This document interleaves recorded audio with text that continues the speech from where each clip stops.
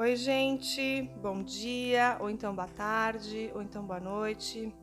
Estamos de volta aqui no Drink com Crime, continuação sobre a temática de necrofilia. E continuamos aqui com a participação da doutora Carolina Maluf, que ela é perita judicial e diretora do Instituto Delta de Pesquisas. E a doutora Carolina também é tanatopraxista. Se você não sabe ainda o que é, volta lá no episódio 40, que eu falo da Karen Greenlee, a famosa necrófila, e lá a gente dá muita informação sobre esse assunto, ok?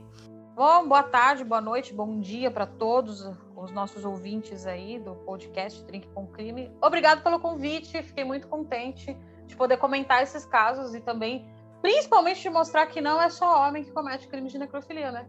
Falar um pouquinho sobre as mulheres também que são necrófilas. Bacana o convite, muito obrigada. Então, no episódio anterior, a gente falou sobre vilipêndio de cadáver, né? E eu venho aqui trazer algumas informações. De acordo com a Wikipedia, o vilipêndio é uma figura de crime contemplada no Código Penal Brasileiro, no artigo 212. E vilipendiar um cadáver ou as suas cinzas é punível com pena, detenção de 1 a 3 anos e multa. Primeiro que a pena de 1 a 3 anos não é pena. É só para dizer que a pessoa vai ser punida. Todo mundo sabe que abaixo de 5 anos não paga cadeia aqui no Brasil. Principalmente se você for uma pessoa que tem residência fixa, família, enfim. Você paga uma multa aí... Sei lá, se não for um caso de grande repercussão, você vai pagar uma multa de 600, 700 reais e vai voltar para casa. Né? Vai ficar sendo assistido por um assistente social, vai ter um afastamento do setor, por exemplo, uma pessoa que trabalha dentro do setor vai ser afastada. Enfim, eles vão fazer algumas manobras jurídicas para que você não tenha mais contato com o cadáver. E o Código Penal pune o ato de vilipendiar, isto é, aviltar, profanar, desrespeitar, ultrajar o cadáver ou ter uma ação com ele. Mas a pena em si não responde. Tem uma jurisprudência a respeito disso, bem interessante, de um caso aqui no Brasil, que diz o seguinte: o cara conseguiu não ser penalizado em nada, porque ele diz que ele só sentiu atração sexual pelo corpo e que ele praticou o sexo sem a intenção de ferir a memória do falecido. No entendimento do juiz, não caracterizava vilipêndio porque ele não teve a intenção dele. Então, de acordo com a literatura, são 3 situações de necrofilia, tá? A necrofilia do tipo comum, quando o paciente mantém relações sexuais com o cadáver.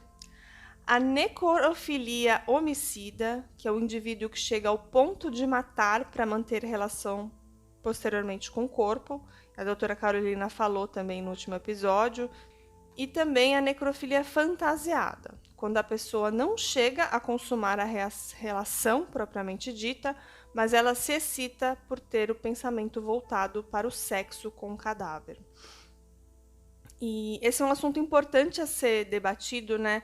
Porque infelizmente a gente vê hoje aí na mídia, divulgado pelo WhatsApp, fotos e imagens aí de corpos no necrotério, ou então acidentes, pessoas que falecem e depois essas imagens são divulgadas aí nesses meios. Inclusive esse assunto foi à mídia, né? E eu queria que a doutora Carolina comentasse a respeito do caso da cantora Marília Mendonça, né? Que ela faleceu aí num acidente aéreo e depois apareceram várias informações aí na mídia dizendo que as fotos do corpo dela foram divulgadas. Foi justamente o caso da Marília Mendonça que o pessoal estava comentando que ia ter festa no IML e tudo mais. Inclusive no Twitter, pessoas tentando vender essas imagens, né?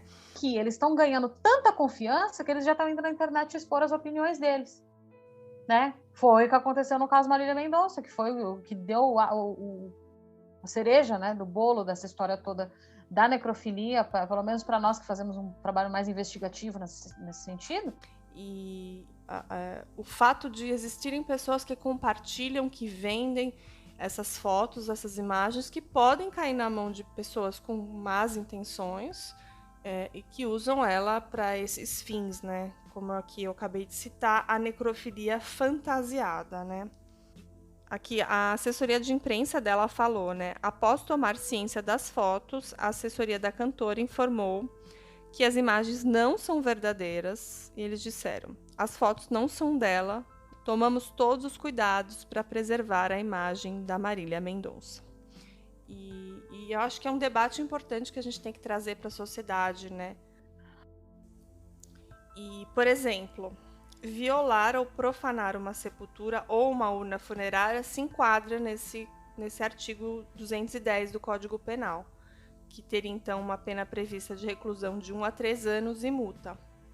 Agora, no caso, por exemplo, de cortar de membros no cadáver, tirar as roupas, cuspir, urinar sobre o corpo ou sobre as cinzas ou agredir o cadáver, aí o acusado se enquadraria no artigo 212, que aí sim é o vilipêndio de cadáver.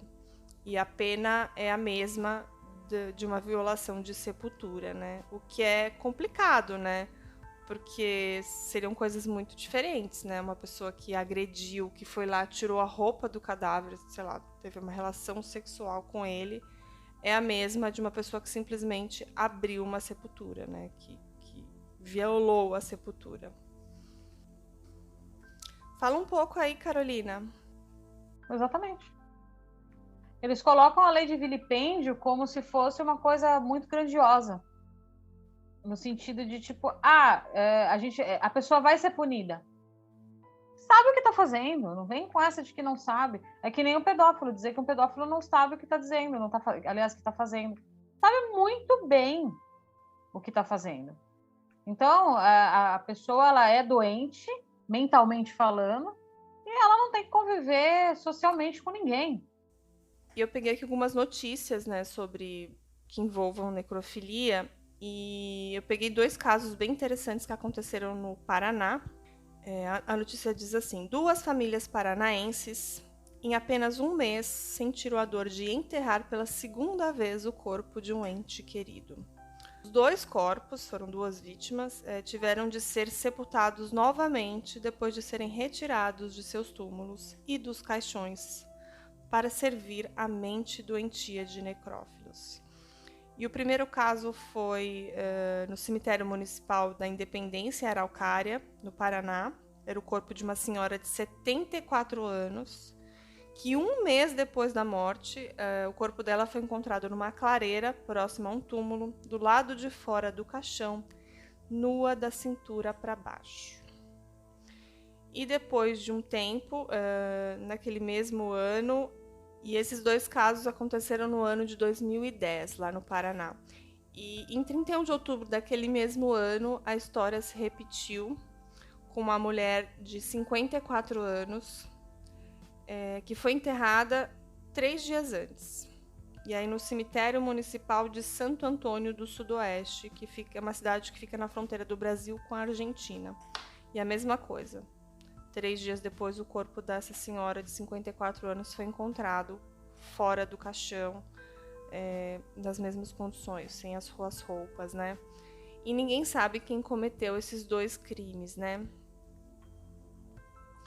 E essa matéria que eu li é uma matéria da Tribuna do Paraná, esse caso de 2010, esses 2 casos que aconteceram aí num intervalo de tempo bem curto.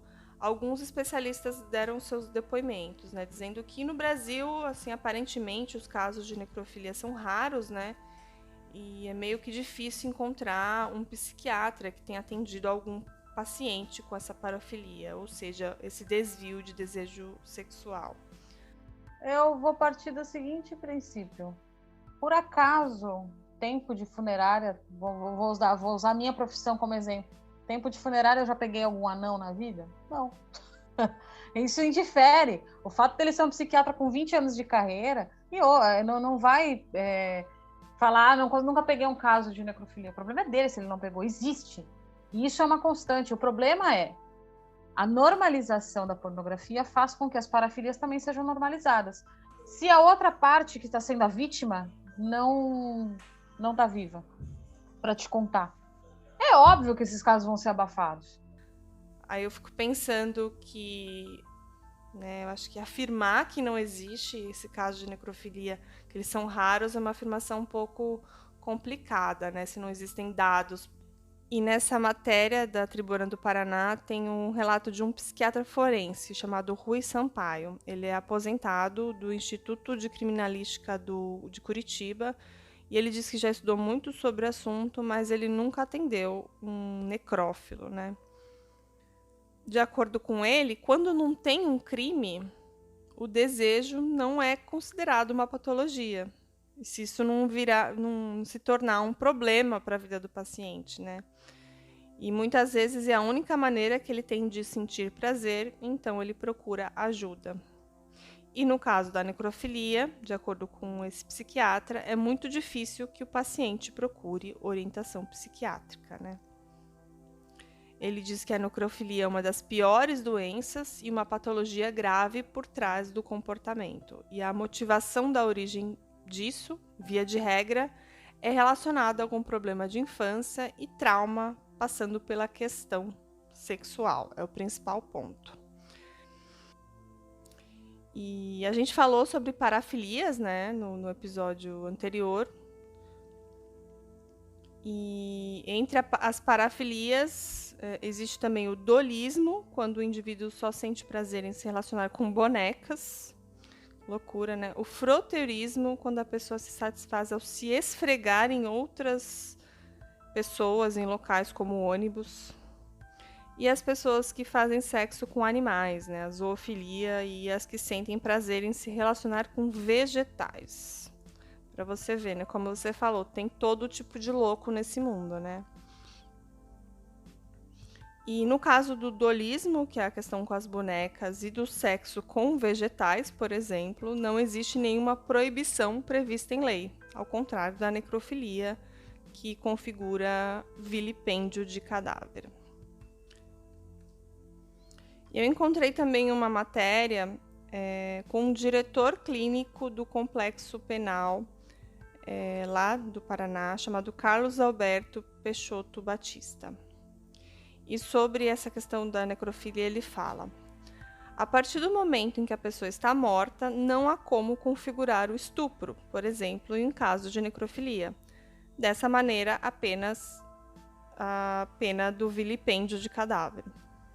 Então, na minha concepção, a lei é muito falha nesse sentido, porque existem casos de necrofilia, existem mulheres sendo contaminadas por diversas doenças que são oriundas de cadáver, né? Porque, de repente, o marido era necrófilo, enfim. Tem casos, tem relatos de casos, e a coisa vai tomando proporção, e quanto mais as pessoas têm acesso à pornografia, pior está ficando essa situação. Então, os juristas de plantão, né, os nossos advogados e pessoas que têm conhecimento desse crime, sabem que elas não vão ser penalizadas. Isso nunca vai acontecer. Enquanto não mudar a legislação, nunca vai acontecer. E que essas pessoas que praticam isso, elas têm consciência do que estão fazendo, tanto que fazem escondido para não serem pegas, né? E normalmente têm consciências do crime e muitas vezes tem como até evitar. E por isso são imputáveis, a menos que estejam associadas a outra patologia, como o transtorno do impulso. E que por esse motivo geralmente são enquadrados no artigo 91 do Código, que prevê medida de segurança, que é internamento para tratamento psiquiátrico ao invés de uma pena, né? Ele diz que, estatisticamente falando, os casos que foram descobertos, em sua maioria, envolvem não pessoas comuns, assim, mas agentes funerários, pessoas que trabalham nos IMLs ou cemitérios. E que essas pessoas procuram consciente ou inconscientemente esse tipo de emprego para facilitar o acesso aos corpos. Você sabe o que mais está ferrando a galera agora? Curso de necrópsia. Porque primeiro que eles mentem pra caramba, dizendo que a pessoa vai trabalhar na IML, que é só deixar um currículo, enfim. Aí tem a parte escolar, que é um problema. A pessoa vai e faz o curso, achando que ela vai ter contato com esses corpos. Só que esses cursos estão atraindo pessoas já mal intencionadas. Pessoas que são viciadas em pornografia e que normalizam a necrofilia. É punk o troço. Como a gente já conversou bastante, né, Carolina? E em São Paulo, aqui onde eu moro, para quem não sabe, eu sou de São Paulo, teve o registro da prisão de uma funcionária do ML, uma mulher que foi flagrada se masturbando diante de um cadáver masculino. Esse caso aí eu lembro. Sim, é o que eu tô falando, a mulherada tá, meu Deus do céu, tá tomando uma proporção de que não são só os homens que são os criminosos na situação. E não só na questão da masturbação, mas tipo, de pegar a mão do cadáver e tocar nela, enfim, se esfregar nele, porque a mulher ela é sensorial, né? É penetração, que nem o homem. Ela é sensorial, então o toque, o se sentir desejada, entre aspas, por um cadáver, para ela é o máximo. E você acha que isso não tem a ver com, talvez, o costume, a normalização? Depois de um tempo, a pessoa trabalha tanto tempo com cadáveres que ela já acha que aquilo é um ser humano, uma coisa? Ou você acha que não tem nada a ver isso que eu tô falando? Olha, tem muita gente que sim, mas aí é que eu falo, é um casamento de problemas, né? Você tem o vício em pornografia, você tem os problemas de rejeição dentro de casa, você tem famílias mal estruturadas. Enfim, você tem uma leva de problemas sociais que fazem com que tanto o homem quanto a mulher, eles normalizem parafilias. Por exemplo, se você pegar uma mulher hoje que seja adepta ao BDSM, né? Para quem não sabe, BDSM é a prática de flagelo, né? De espancamento, bater, se amarrar, enfim. Tem um limite, eles têm códigos, enfim. Mas uma pessoa que pratica o BDSM, por exemplo, ela já teve vários problemas. São pessoas que, se vocês pesquisarem, vocês vão ver. Pessoas que já sofreram algum tipo de moléstia na infância, pessoas que sofreram algum tipo de dor intensa na infância ou na adolescência. Então, são pessoas que têm um problema cognitivo muito grave, né? Um problema de interpretação. E fazem com que aquilo se repita como forma de punição por se sentirem culpadas. Pronto, ela vai juntar tudo aquilo e ela vai desforrar na parte sexual, que é onde traz a endorfina para o organismo. Uma pessoa dessa geralmente tem depressão. Beleza, ela vai jogar na parte sexual. O que vai acontecer? Ela automaticamente vai encaminhar para alguma parafilia. Seja autoasfixia erótica, um exemplo, snuff, BDSM, tudo que parte de violência extrema. E tudo está muito fácil acesso hoje, então é muito fácil você encontrar esse tipo de vídeo. Mas assim, não é só quem tem acesso facilitado aos corpos que comete esse tipo de crime. Eu vi aqui um artigo na Revista Brasileira de Psiquiatria que tem o perfil de um necrófilo. É um rapaz que está internado no Hospital de Custódia e Tratamento Psiquiátrico de Franco da Rocha, aqui em São Paulo. Eu vou falar aqui sobre o perfil desse rapaz. Ele é solteiro, alcoólatra, nunca teve namoradas. Ele tem 49 anos e violou uma sepultura para introduzir um cabo de vassoura no cadáver de uma mulher de 82 anos. Para a gente ver que nem sempre tem a questão da penetração, né? Ele pode violar de outras formas, no caso, um cabo de vassoura. E esse rapaz, quando criança, já brincava com caixões e relatou que ele não se sentia atraído por pessoas vivas. E como a gente falou, sempre tem algum histórico, né? Alguma coisa no passado que fez a pessoa se tornar isso, né? Que a pessoa ter esses sentimentos conflitantes aí. Esse rapaz, esse necrófilo, ele foi violentado por outro homem quando ele era jovem e também sofria com obesidade. Ele também não concluiu os estudos e nunca teve emprego fixo. Pois é. Mais uma vez, sofreu violência, agressão, tinha rejeição. A obesidade, o pessoal romantiza tanto a obesidade, mas a obesidade causa uma rejeição social, porque as pessoas ficam tirando sarro, ficam falando, enfim. Principalmente quando você é criança, porque criança, que é bicho mais cruel é criança. A criança, ela fala as coisas, ela não tem freio na língua, né? Quem tem freio na língua é adulto. A criança simplesmente fala. Então, ele tem um aspecto psicológico que poderia, assim, fazer ele levar. E eu acredito que ele tenha cometido esse crime por raiva. Para pensar comigo, ele foi molestado, foi estuprado quando era criança. Ele fez exatamente com essa senhora o que fizeram com ele. É uma forma de você expurgar aquilo que você sente, né? E o homem tem muito disso. Isso é uma coisa da mente masculina até. Tipo, eu sofri o abuso, eu não vou sofrer sozinho, você vai sofrer junto comigo. né? Como ele já tinha uma predileção pro lado mais mórbido da coisa, provavelmente, com certeza era viciado em pornografia. Você pode ter certeza que foi mais voltado por causa disso. Ele encontrou um meio de se vingar, entre aspas, fazendo isso. Certo. Eu entendo como uma vingança. Bom, e de acordo com aquele psiquiatra forense, o Rui Sampaio, ele acha, né, que é possível reverter essa patologia, a necrofilia, mas se o paciente realmente quiser ser ajudado, mesmo com um histórico tão difícil. E que ele diz que a necrofilia geralmente é associada a outros problemas psiquiátricos. E de acordo com ele, o tratamento depende do diagnóstico. Então, teria que ter psicoterapia, terapia analítica, cognitivo-comportamental. E quando a pessoa tem transtorno de impulso junto, pode se tratar com antipsicóticos ou antidepressivos. E a castração química está sendo debatida para aplicação obrigatória em casos de pedofilia.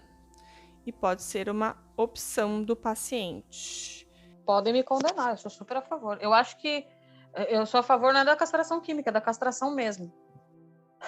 Certo. Pedófilo e necrófilo, para mim, pode castrar. Que, como no caso daquela senhora que enfiaram um cabo de vassoura no corpo da pobre coitada. Não sei se isso seria uma boa ideia. E essa castração química, ela contrabalanceia ali o nível de testosterona para diminuir o desejo sexual, né? E geralmente esse tipo de opção é dada para as pessoas que não conseguem controlar os próprios impulsos. É o primeiro tratamento, né? A pessoa precisa ser tratada, tem que ser um tratamento constante. E já que a gente vai ter que pagar por isso, sou a favor da castração química, sim. Eu acho que é uma forma de você inibir, pelo menos, a vontade, porque a castração química ela não vai tirar sua ereção. Então, nesses casos especificamente, eu acho que a castração química é a melhor solução, porque daí você tira o intento de, né? A pessoa já não vai sentir mais vontade de fazer sexo, ela não vai sentir mais vontade de praticar crimes, né? Ela vai zerar ali aquela parte sexual e era isso. Eu sou super a favor, nossa. Enquanto a necrofilia não for criminalizada, a gente nunca vai saber desses casos. É simples assim. Para mim é uma matemática muito simples. Ninguém vai se delatar. Você acha que um pedófilo vai procurar ajuda porque quer? Ele só vai procurar ajuda quando ele é pego. Queria aproveitar, então, esse episódio para fazer uma reflexão, né? Porque às vezes as pessoas comuns, às vezes talvez sem maldade, ou às vezes por pura curiosidade, acabam compartilhando aí nas suas redes sociais, no seu WhatsApp e outros meios aí, fotos de pessoas famosas mortas. Eu sei que existem sites que fazem isso, né? Mas, assim, isso pode cair na mão desses necrófilos, isso pode cair numa rede de pessoas que se interessam por esse assunto, né? E como eu falei lá no caso anterior, teve aquele necrófilo inglês na Inglaterra, né, o David Fuller, de 67 anos, que por muitos anos, pelo menos 12 anos, ele praticou necrofilia. E ele tinha na casa dele fotos, imagens, vídeos, assim, de mais de 100 pessoas que foram abusadas por ele, né? 100 corpos. E também, né, se vocês já ouviram lá o episódio no Fábrica de Crimes, lá também conta que esse David Fuller também matou 2 mulheres e provavelmente abusou sexualmente dos seus corpos. Ou seja, ele também, além de fantasiar com os corpos, ele também praticava o crime de matar e ter relação com esses corpos. Então, assim, precisamos refletir sobre isso, né? Teve o caso da Marília Mendonça, eu lembro também daquele famoso caso da modelo Caroline Bittencourt, que também teve essa polêmica do corpo dela no necrotério. Só protegeram Marília Mendonça porque ela era famosa. E se fosse uma pessoa anônima, será que ia ter toda essa proteção? Não ia. Essa descrição, não ia. Não ia e não tem. Isso é um fato. E a gente também nunca sabe o que é especulação, o que é real, se as pessoas se aproveitam desse interesse para vender fotos falsas. Meu Deus, foi uma loucura, porque os caras, eles estavam falando que ia ter festa na IML.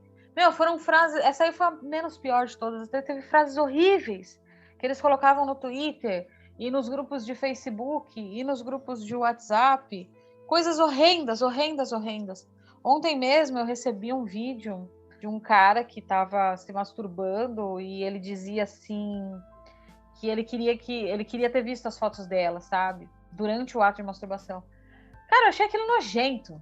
Pior que como não se enquadra como crime, não dá nem para mandar para o Ministério Público, né? Eu tive que apagar. Então, foi um caso de grande repercussão. Inclusive, teve um cara que pegou umas fotos de uma mulher parecida com ela morta e começou a tentar vender na internet. Para você ver como tem consumidor, né? Teve gente que pagou. E não compartilhando as imagens, não divulgando, é uma forma de inibir que as pessoas que têm esse interesse aí mórbido não atuem, não violem a imagem e os corpos dessas pessoas, né? Mas no caso da Marília Mendonça, ela foi tratada pela melhor equipe que eu já conheci na minha vida. São profissionais de extrema competência, desde a retirada dela dentro do avião até a entrega dela para a família, para sepultamento. E, sabe, de uma decência e de uma delicadeza para com a família de uma forma assim que eu nunca vi antes na vida, né?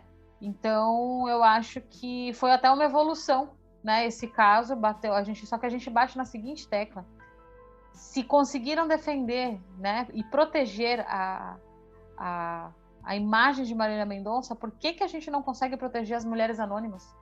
Por que fotos e vídeos vazam o tempo inteiro nesses grupos? Porque não tem crime. E de que a gente está lidando com memórias, né?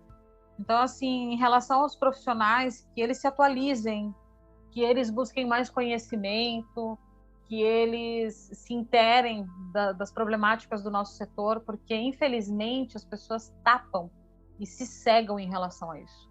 Elas simplesmente não querem enxergar que existe um problema e de que esse problema precisa ser resolvido de alguma forma. E os nossos profissionais têm psicológico, porque tem muita gente que enlouquece trabalhando com isso, gente que acaba indo pela grana e não pelo dom, né? Isso é muito triste. E a necrofilia seja tão criminalizada quanto a pedofilia é hoje. Mas eu acredito que para você entender o que acontece com um ser humano desse, você precisa entender todo o histórico de vida dela. Se você conseguir entender o histórico de vida, você vai entender pelo menos o porquê ela chegou naquela situação. Julgar é muito fácil, né? A gente simplesmente chegar... Não estou defendendo, jamais faria isso, todo mundo sabe disso. Mas para não haver interpretação de fala, eu sou uma pessoa que eu não defendo esse tipo de gente. E eu acho que falta muita gente especializada, tem muita gente, falta muito profissional para poder tentar entender a cabeça dessas pessoas, porque eles julgam o fato e não que o fato é uma consequência de alguma coisa que veio antes. E que tipo de tecnologia existe para segurança? Existem realmente câmeras dentro dos locais onde é feito, por exemplo, uma autópsia, uma necrópsia? Não existe, tá? Alguns lugares sim, outros não, depende do estado, depende da cidade, depende do município. É uma loucura. Por quê? Porque não existem leis gerais, né, que os estados e municípios tenham que atender. O que acontece é que cada um faz a sua lei. E aí, no fim das contas, vira uma bagunça e ninguém tem lei nenhuma. E aí a gente fica à mercê da vontade dos municípios. Só que existe uma lei federal que diz que tu não pode, por questão de preservação de imagem, tu não pode ter câmeras no local de trabalho, em locais de preparo de corpo. Porém, entretanto, todavia... Se tu não coloca, como é que você vai proteger? Desde os funcionários até aquele falecido. É nesse ponto que eu bato sempre. A gente não sabe para que lado que a gente bate, porque se tu coloca a câmera, você está correndo o risco de alguém pegar as imagens dessa câmera e sair divulgando por aí. Se você não coloca, você está correndo o risco de uma pessoa vilipendiar aquele corpo, às vezes até um mau preparo, porque o mau preparo de um corpo também faz com que a família se sinta um nada. Né? Poxa, eu contratei um serviço e agora, olha, minha filha tá vazando pela boca, meu pai, minha mãe. Não é isso que a família quer ver, né? Então, as pessoas, elas não conseguem compreender que a gente precisa fazer leis para o sector funerário, que elas sejam seguidas. Dessas leis também, colocar as infrações e as penas mais duras para crime de necrofilia, para crime de vilipêndio também, porque tem gente que entra para fazer escândalo em velório, bate na cara do morto, atira no morto. Já vi esses tempos atrás aí, um cara entrou no velório e atirou num cara, tava morto. Caramba. Eu vi que você gosta muito do que você faz aí, e foi muito bom, porque eu também fui pesquisar para entender a sua profissão, o que você faz, e a importância de fazer um trabalho bem feito, né? Então, eu queria agradecer mais uma vez a sua participação, Carolina. Fico agradecida pelo convite. Se você ainda não curtiu a nossa página, corre lá no Instagram, no @drinkcomcrime. Comente os nossos casos, mande a direct, eu sempre respondo, estou sempre à disposição de vocês. Se vocês quiserem sugerir casos, contar um caso da sua cidade, um caso de crime, um caso de mistério, um caso de desaparecimento, manda mensagem pra gente, que a gente pode colocar ele aqui no ar. Você pode contar com a gente no nosso Um Drink Comigo. Quem quiser participar, estou à disposição. Obrigada para todo mundo, obrigada, Caroline, um grande abraço e até o próximo episódio. Tchau, tchau!